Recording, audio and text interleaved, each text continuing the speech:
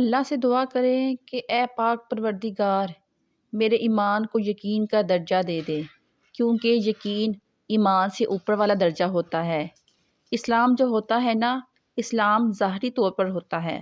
جیسے ہم کلمہ شہادت پڑھتے ہیں، ہم ظاہری طور پر مسلمان ہوتے ہیں، پھر ہم نماز پڑھتے ہیں، لوگوں کے سامنے ہی پڑھتے ہیں۔ آدمی جو ہوتے ہیں وہ تو مسجد جاتے ہیں، اور عورتیں گھر میں، وہ بھی سب کے سامنے ہی پڑھا جاتا ہے کہ وہ نماز پڑھ رہی ہیں۔ ہماری نیکیاں بھی ہمارے سامنے ہوتی ہیں، سب کے سامنے ہوتی ہیں، لوگوں کے سامنے ہوتی ہیں۔ تو اسلام ہمارا ظاہری ہوتا ہے۔ ایمان جو ہوتا ہے نا، وہ ہمارے دل کے اندر ہوتا ہے، وہ فرشتوں کو بھی نہیں پتہ ہوتا، وہ صرف اور صرف میرے رب کو پتہ ہوتا ہے۔ اور ایمان کو یقین کا درجہ اگر مل جائے تو بس انسان کی دنیا اور آخرت سنور جاتی ہے۔ وہ بزرگ کہتے ہیں نا، وہ کچھ یوں دعا کرتے ہیں کہ یا اللہ مجھے دکھا دے کہ میرے ایمان کو یقین کا درجہ مل جائے، اور جس کے ایمان کو یقین کا درجہ مل جاتا ہے نا، اس کے لیے عمل کرنا بہت آسان ہو جاتا ہے۔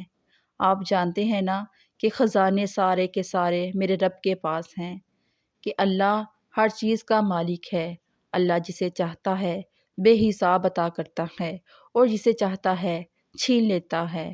تو آپ بھی اللہ تعالیٰ کو اس مہینے میں دکھا دیں کہ میرے مالک میرا ایمان پختہ ہے۔ یا اللہ پاک میں دل سے تجھ سے پیار کرتا ہوں۔ یا اللہ مجھے ایسا بنا دے کہ میں تجھ کو پسند آ جاؤں۔ یا اللہ مجھے ان لوگوں میں شمار کر دینا جن کو تو پسند کرتا ہے۔ مجھے ایسا بنا دینا کہ میں تجھے پسند آ جاؤں۔ میرے مالک میرے ایمان کو یقین میں بدل دے۔ میرا ایمان ہے کہ تو ہی پوری کائنات کا خالق و مالک ہے، تو ہی رازق ہے، تو ہی مہربان ہے، تو ہی رحیم ہے، تو ہی رحمان ہے۔